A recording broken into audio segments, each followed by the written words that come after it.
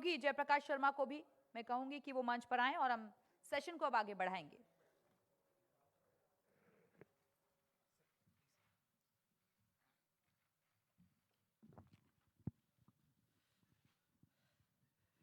तो आप दोनों खास मेहमानों का बहुत बहुत स्वागत है। नरेश जी आपका भी और सुशील चंद जी आपका भी बहुत बहुत स्वागत है। सर, आगरा की बात हो रही है क्योंकि उत्तर प्रदेश की बात आगरा से, और देखिए शिक्षा स्वास्थ्य ये तो बुनियादी ज़रूरत है। अगर मैं बात करूं, शिक्षा के क्षेत्र से जुड़े आप हैं सर, आपको क्या लगता है कि आगरा में शिक्षा का स्तर है वो बेहतर है, या लगता है कि बहुत खामियां हैं और बहुत काम करने की ज़रूरत है अभी? सबसे पहले तो मैं जी न्यूज़ को और ख़ास करके उनके उत्तर प्रदेश और उत्तराखंड के जो व्यूअर्स हैं उनको बहुत बहुत शुभकामनाएं देना चाहूँगा, बधाई देना चाहूँगा। शिक्षा की जहाँ तक आपने बात की है, नहीं, आगरा इसमें पिछड़ा हुआ है। आगरा में ताजमहल है, इसको बहुत ही अच्छा एक शिक्षा का शहर बनाया जा सकता है, जिससे देश विदेश के सारे विद्यार्थी जो हैं वो वहाँ पर आ सकते हैं, और उनको एक ये अट्रैक्शन भी रहेगा कि आगरा में जहाँ ताजमहल है वहाँ पर हम पढ़ रहे हैं। उनके पेरेंट्स, उनके फ्रेंड्स जब भी आएंगे तो उससे एक और बूस्टअप मिलेगा। यहाँ पर जितना इस क्षेत्र में, बल्कि डॉक्टर साहब भी मेरे साथ बैठे हैं, हम लोग कई दफ़े मेडिकल टूरिज़्म की भी बात करते हैं, लेकिन उसमें भी सरकार बिल्कुल ध्यान नहीं दे रही है। अगर ये दोनों, क्योंकि कुछ आगरे में परेशानियां हैं, ताजमहल की वजह से टीटी टेज लगा हुआ है, पोल्यूशन की काफ़ी प्रॉब्लम्स हैं, तो ये दो सेक्टर ऐसे हैं जिसपे कि कोई पोल्यूशन नहीं होता है, और उससे अगर इस चीज़ को बढ़ाया जाए तो टूरिज़्म भी बढ़ेगा और देश में एक बहुत अच्छा माहौल भी बनेगा। और ख़ास करके उत्तर प्रदेश में अगर हम शिक्षा और मेडिकल दोनों को आगरा से अगर हम कर सकें, जोड़ सकें, तो मैं समझता हूँ इससे बढ़िया। तो सुशील जी आपको क्या लगता है कि क्या खामी है फिर? वजह क्या है कि अच्छी यूनिवर्सिटीज़ नहीं हैं, अच्छे स्कूल्स नहीं हैं? अगर चलिए, आप तो सर प्राइवेट स्कूल से जुड़े हुए हैं, आप चाहते हैं कि प्राइवेट स्कूलों को ज़्यादा और तरजीह दी जाए या सरकारी स्कूलों को बेहतर किया जाए? देखिए साहब, जहाँ तक यूनिवर्सिटी का आपने सवाल पूछा, शायद आपको भी मालूम होगा कि आगरा की university is one of the oldest university of India, लेकिन मुझे कहते हुए अच्छा नहीं लग रहा, और ख़ास करके इस मंच से कहूँ मैं कि उसमें बहुत ज़्यादा गुंजाइश है कि उसको ठीक किया जाए। रहा गवर्नमेंट कॉलेजेस का, मुझे नहीं समझ में आ रहा कि आगरा के अंदर 2-3 जो 4-5 कॉलेजेस हैं, उनकी जो आगरा कॉलेज है, पर यह जो आगरा यूनिवर्सिटी से एफिलिएटेड हैं, उनका भी स्तर को बढ़ाने की यानी कि सुशील जी आप कह रहे हैं बहुत हद तक सुधार करने की आगे भी जरूरत है। डॉक्टर नरेश शर्मा, मेरा अगला सवाल सर आपसे ही है, क्योंकि जब हम आगरा की बात करते हैं तो अभी भी बहुत चीजें ऐसी हैं जिस पर हमने आगे विकास होते हुए तो देखा है, लेकिन अभी भी बहुत हद तक हम देखते हैं कि खामियां भी हैं। स्वास्थ्य के क्षेत्र में आपको कहाँ पर आगरा खड़ा हुआ नजर आता है?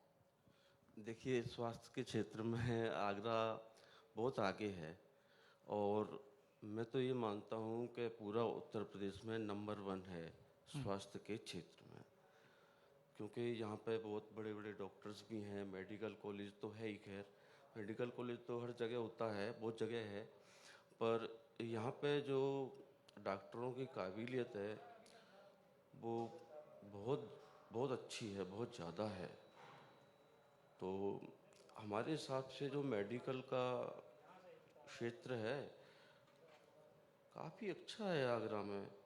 बस मेरा ये निजी विचार है कि लोगों का हेल्थ पॉलिसी होना चाहिए, क्योंकि कोई छोटा मोटा एक्सीडेंट कोई ऐसा हो जाता है, कोई बड़े प्राइवेट हॉस्पिटल में अगर उनको भर्ती कराना पड़ता है तो 2-4 लाख रुपए खर्च हो जाते हैं जी।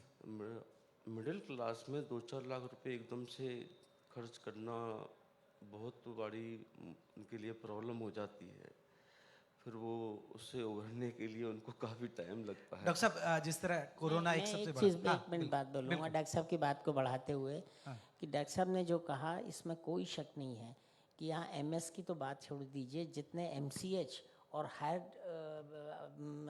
कैलिबर के डॉक्टर्स हैं उसमें कहीं कोई कमी नहीं है, लेकिन जो बेसिक बात है वो मेडिकल टूरिज़्म क्यों नहीं डेवलप हो रहा है?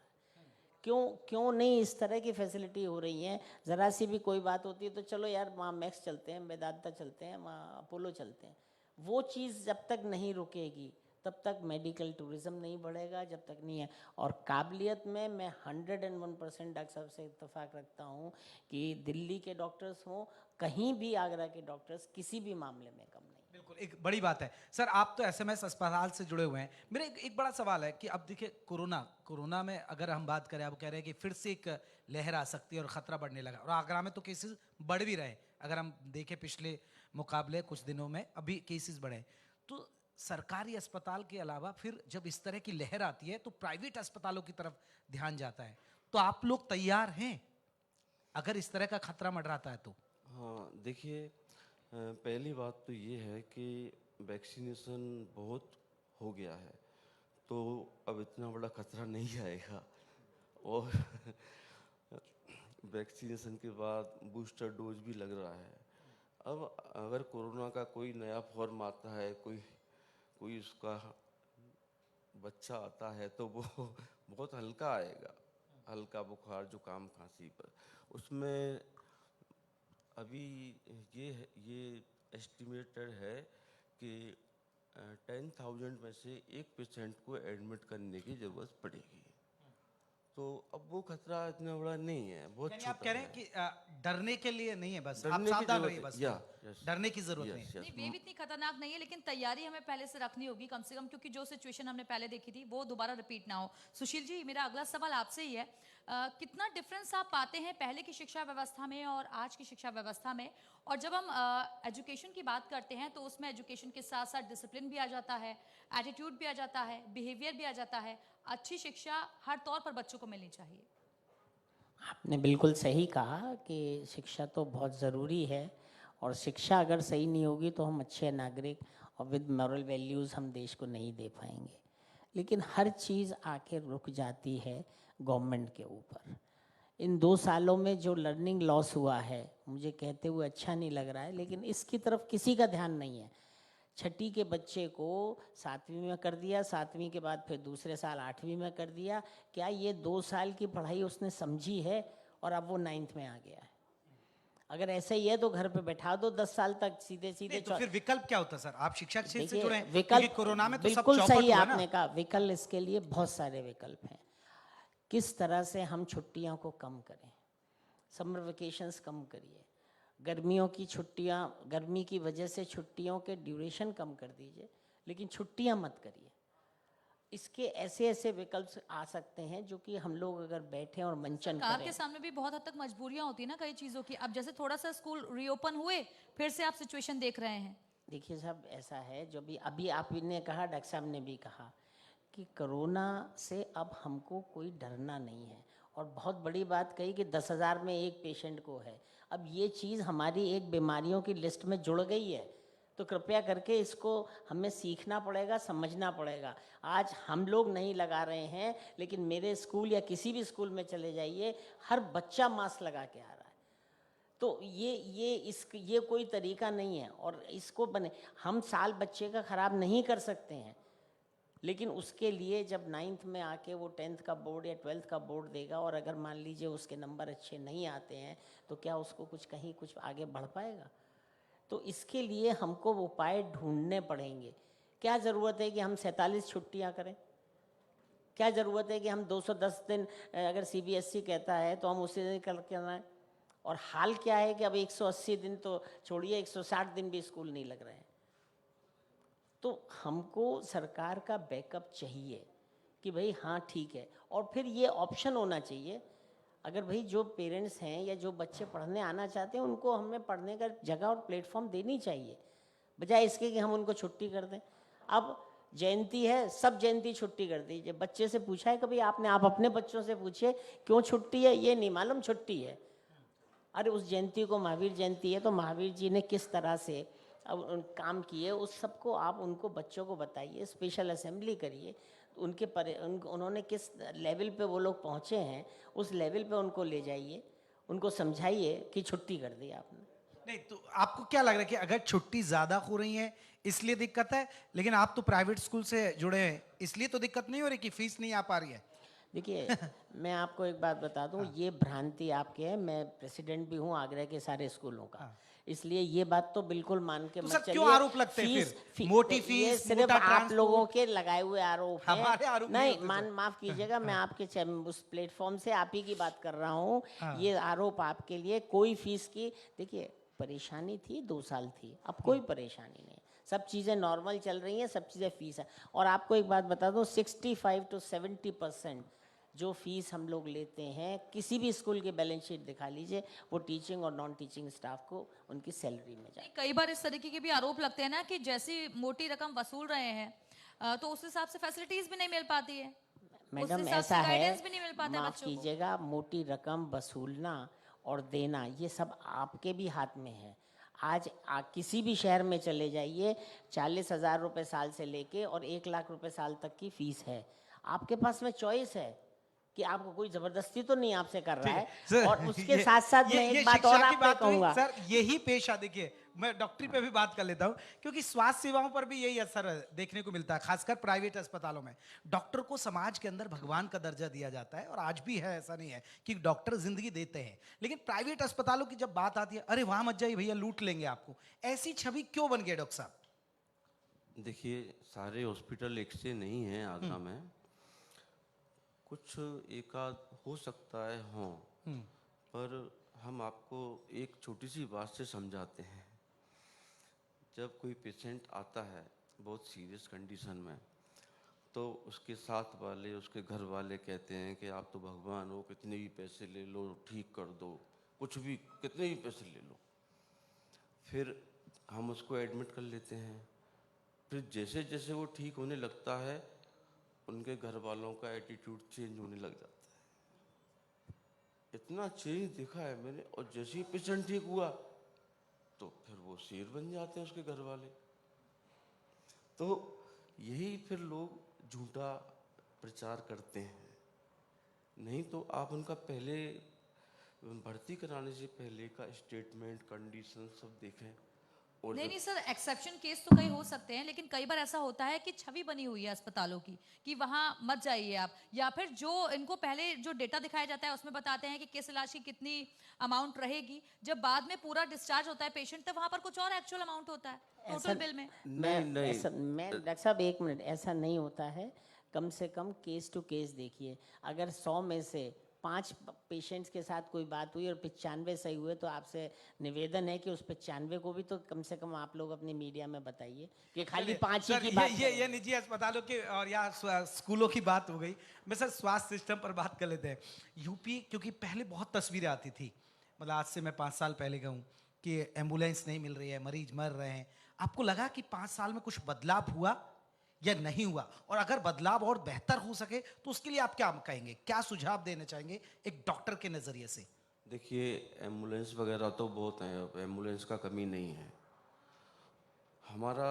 मेरा जो है एक ही मेन पॉइंट है, हेल्थ इंश्योरेंस होना चाहिए। यही गवर्नमेंट की तरफ से हो या अपना खुद की तरफ से हो। गवर्नमेंट ने आयुष्मान कार्ड बना रखे हैं, पर वो आगरा में चलते नहीं हैं, किसी हॉस्पिटल में नहीं चलते हैं। ऐसा क्यों सर? आयुष्मान तो है।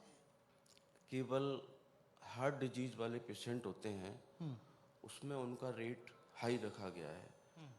तो हार्ट हो या कार्डियक पेशेंट को एडमिट कर लेते हैं आयुष्मान के लिए। बाकी किसी में हमने कई पेशेंट भेजे, खूब हॉस्पिटलों में भेजे, नहीं चल रहे। इसके अलावा सर और क्या सुझाव देंगे आप?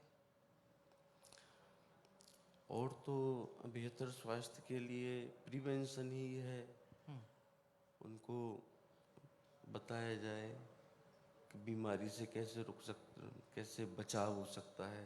मतलब आप कह रहे हैं कि जागरूकता और लाने की जरूरत है। या सुशील जी, बहुत जरूरी है साहब। आप इस बात पे सब लोगों से तालियां पिटवाइए कि जिस तरह से वैक्सीनेशन ड्राइव सरकार ने किया है, ये पूरे वर्ल्ड में नहीं है कि आज हम 100 और उत्तर प्रदेश तो और नंबर 1 उत्तर है। प्रदेश तो नंबर 1 है। हाँ। तो मतलब आप सबको मालूम है, अगर गवर्नमेंट कोई काम करना चाहती है तो उनके पास में कितना बड़ा पैराफर्नेलिया है, कितने सुशील जी, मेरा अगला सवाल आपसे ही है, क्योंकि डिजिटल की तरफ अब जाता हुआ हमें इंडिया नजर आ रहा है, खासतौर पर उत्तर प्रदेश भी इसी तरफ कदम बढ़ा रहा है, तो आप उसे कैसे देखते हैं? और एजुकेशन सेक्टर में भी ऐसा हो रहा है। बहुत अच्छा है, बहुत डिजिटली बहुत ज़रूरी है।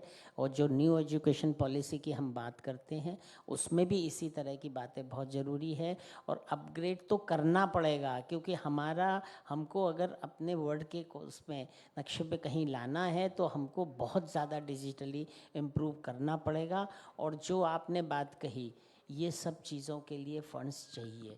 गवर्नमेंट कॉलेज में क्या है क्या नहीं है मुझसे ज़्यादा आप लोगों को मालूम है। अगर प्राइवेट स्कूल्स जिस चीज़ की एक्सपोजर बच्चों को दे रहे हैं तो उनको थोड़ी सा उसके लिए एक्स्ट्रा फंड्स चाहिए।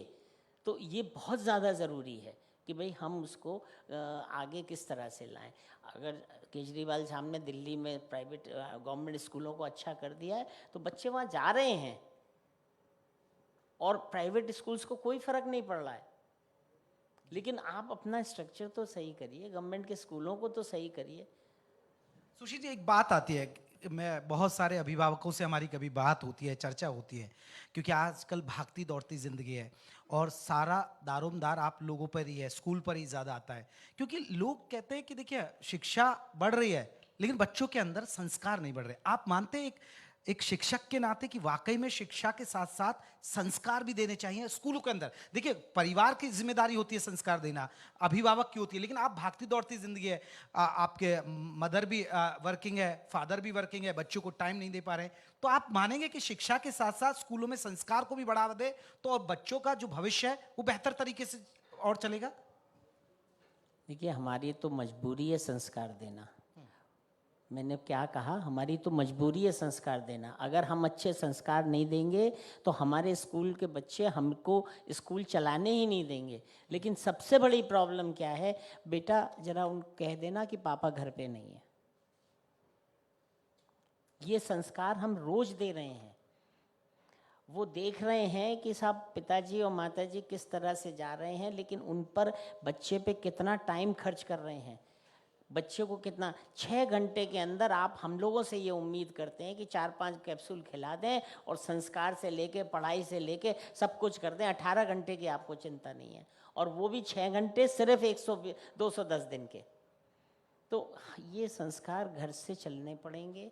और हर स्कूल चाहता है कि उसके बच्चे अगर संस्कारी नहीं हुए तो वो स्कूल चला ही नहीं सकता। इनडिसिप्लिन इतना बढ़ जाएगा ब्रदर जो आप सोच नहीं सकते हैं।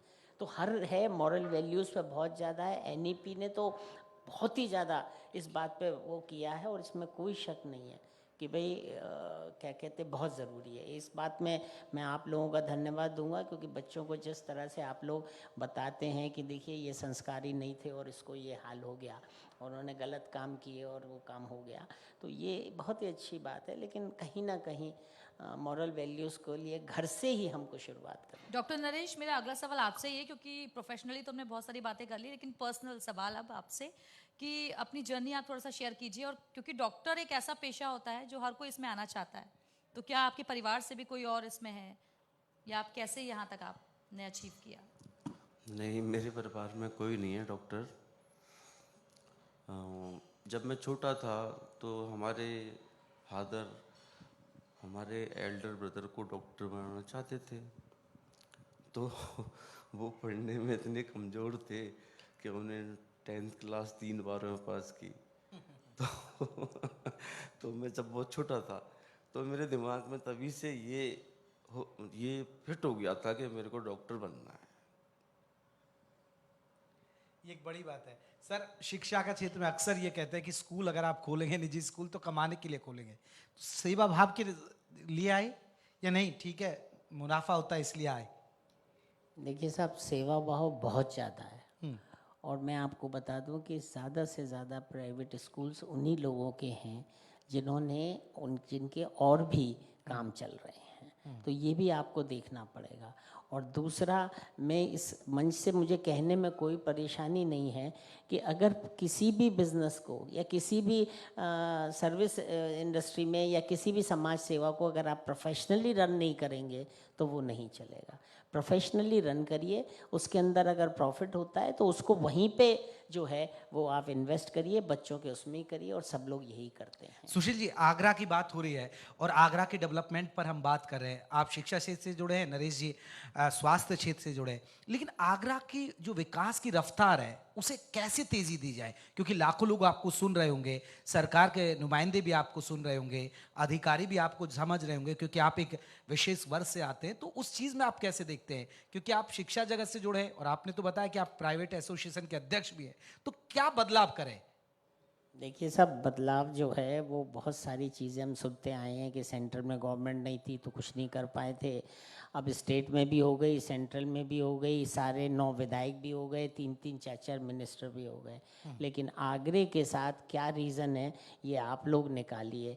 ना तो कभी बैराज बनने की बात होती है, ना कभी जो है वो एयरपोर्ट बनने की बात होती है, ना यहाँ की सफाई गंदगी की बात होती है, ना कुछ कोई बात नहीं होती है। और जिसमें आप लोगों का सहयोग जो जाए या जैसा भी हो जाए, वो शहर जो है, यूपी की ही मैं बात कर रहा हूँ, कहाँ से कहाँ पहुँच जाता है। तो ये कमियां आगरे में बहुत ज़्यादा हैं, और आगरे को जिस लेवल पे ले जाना चाहिए था, मुझे लग नहीं रहा कि हो सकता है 2-4 साल में ये 8वां आश्चर्य भी हम लोग ना खो दें। क्योंकि जो यहाँ से रिपोर्ट्स जा रही हैं, टूरिस्ट कोई खुश नहीं है। हो क्या रहा है, दिल्ली में लैंड करता है, दिल्ली में ही वो ठहर जाता है, यहाँ पे उसको लंच पैक करके दे दिया जाता है कि जाओ बेटा ताजमहल देख के और शाम को वापस आ जाओ, यहीं ठहरना है और यहीं रहना है।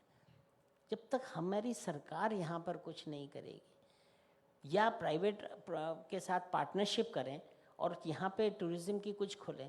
आप आगरा आइए और मैं आपसे ये कहूँ, आप मुझसे कहेंगे भाई शाम को मुझे कुछ अलग से ले चलो, तो मैं कहूँगा चलो सदर घुमा देता हूँ बस। कोई टूरिज्म यहाँ को भी बढ़ावा कल्चरल देने की जरूरत एक्टिविटी है। नहीं है, कोई यहाँ पे किसी भी तरह की एक्टिविटी नहीं है कि भाई कोई बात के लिए हम ये कह सकें कि भाई रात रुक जाओ। डॉक्टर नरेश, मेरा अगला सवाल आपसे है, क्योंकि सर जिस विभाग से आप जुड़े हुए हैं बहुत टफेस्ट विभाग ये माना जाता है, ब्रेन से इसका सीधे कनेक्शन होता है, तो कई बार क्रिटिकल केसेस भी आ जाते होंगे। आप खुद को भी बूस्ट अप और पेशेंट को भी कैसे मोटिवेट करते हैं?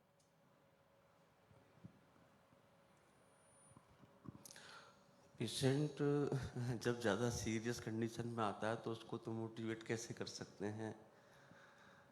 उसके साथ जो आते हैं लोग, परिवार के सदस्य, तो उस टाइम पर बहुत पैनिक होते हैं ना, तो उनको कैसे आप? हाँ, पर उस समय पे मोटिवेट हम नहीं करते हैं। हम जो सिचुएशन होती है, जो रियल सिचुएशन होती है और क्या क्या हो सकता है, नेगेटिव पॉइंट्स ये बताते हैं, जिससे कि कल को आगे कुछ हो जाए। हालांकि बहुत कम होता है, पर फिर भी हम लोगों को ये बताना पड़ता है कि इसके कॉन्सिक्वेंसेस ये हो सकते हैं, पर ठीक होने के चांस कितने हैं ये हम उनको बता देते हैं। सर, जिस तरह हमने आगरा के डेवलपमेंट की बात की और आपने बताया बहुत सारी खामियां हैं, एयरपोर्ट की बात आती है, सड़कों की दिक्कत आती है, आपने कहा सीवर की दिक्कत आती है, तो इन चीज़ों पे आपको लग रहा है अभी जैसे तीर्थ ब्रज के लिए बना दिया गया है, एक बाकायदा बोर्ड बना दिया गया है और डेवलपमेंट हो रहा है, और आगरा और मथुरा में बहुत ज़्यादा दूरी भी नहीं है, तो आपको लग रहा है कि वहाँ ज़्यादा हो रहा है और यहाँ थोड़ा पिछड़ा है, और या वहाँ का थोड़ा बहुत असर नहीं है? नहीं साहब, बिल्कुल असर नहीं है। और मैं साफ साफ कहना चाहता हूँ कि यूपी के अंदर अगर हम कबाल टाउन्स की भी बात करें तो भी आगरा उसमें आता है, लेकिन अगर किसी भी शहर के अगर हम लोग देखें तो सब शहरों में खूब काम हो रहा है। पता नहीं क्या रीज़न है, आगरा में मेट्रो मिल बिल्कुल रही है नहीं सर हो रहा आपको? सब मेट्रो मिल रही है, और बड़ा लंबा विषय है इसका कि मेट्रो की कितनी ज़रूरत थी और कितनी नहीं थी। और चलिए मेट्रो मिल भी रही है तो एक मेट्रो से तो हमारा पर्पस नहीं सर्व होता है। मेट्रो पहले तो यहाँ आए, आपको मालूम है यहाँ माइग्रेशन बिल्कुल नहीं है, क्योंकि यहाँ इंडस्ट्रियलाइजेशन ही नहीं है। यहाँ कोई कोई कोई काम ही नहीं है ऐसा जिससे कि गांव से या कोई से साहब वो बहुत सारी बातें हैं, और अगर कुछ मिल गया है तो वो एक अलग बात है। लेकिन मैं ये पूछ रहा हूँ कि सबसे बड़ी बात है किसी शहर की उन्नति के लिए वहाँ बिजनेस क्या है, वहाँ पे यानी क्या आप कह रहे है? हैं कि उद्योग धंधों को बढ़ावा दिया जाए? तो बढ़ा दे ही नहीं सकते, क्योंकि यहाँ पे आपने पोल्यूशन का लगा रखा है कि ताजमहल काला हो जाएगा। तो यहाँ से तो पलायन हो रहा है। कितनी बड़ी बड़ी, एक जमाना था जब कास्ट आयरन की इंडस्ट्री इतनी जबरदस्त थी, आज बिल्कुल खत्म हो गई। क्यों बताएं आप, मैं गलत कह रहा हूँ? कोई जनरेटर का काम था वो बंद कर दिया। शूज का जो है वो कितना बड़ा काम है, और उसको अगर किसी शू वाले से आप बात करेंगे तो हर साल कोई ना कोई प्रतिबंध लगा रहे हैं, और बड़ी बड़ी इंडस्ट्री जो हैं वो शूज़ की भी यहाँ से जा रही हैं। ये एक बहुत बड़ी बात रही। नरेश जी बहुत बहुत शुक्रिया, सुशील जी आपका बहुत बहुत शुक्रिया। देखिए हमारे तमाम मेहमान हैं, ये चाहते हैं कि आगरा का विकास कैसे हो, बताया उन्होंने कि कौन कौन सी खामियां हैं जिस पर सरकार को सोचना चाहिए, और ये एक बड़ी बात है। इसीलिए हमने ये मंच सजाया है, क्योंकि उत्तर प्रदेश की बात कर रहे हैं आगरा से, क्योंकि आगरा तीर्थ, अगर हम बात करें तीर्थ स्थल यानी मथुरा से सटा हुआ है, और पर्यटन क्षेत्र का बड़ा हब माना जाता है आगरा, लेकिन आगरा पिछड़ रहा है, ये यहाँ के स्थानीय लोगों का कहना है। तो बहुत बहुत शुक्रिया आप दोनों मेहमानों का हमसे बातचीत करने के लिए। दिव्या, तो बहुत बहुत शुक्रिया आप सभी का इस चर्चा में शामिल होने के लिए, और यूपी की बात आगरा से आगे भी जारी रहेगा। आप सभी अपने अपने स्थान पर बैठे रहिएगा, क्योंकि अब से थोड़ी देर के बाद मंत्री जी भी हमारे साथ जुड़ेंगे और उनके साथ भी हम विशेष सेशन करेंगे। लेकिन फिलहाल एक वक्त छोटे से ब्रेक का।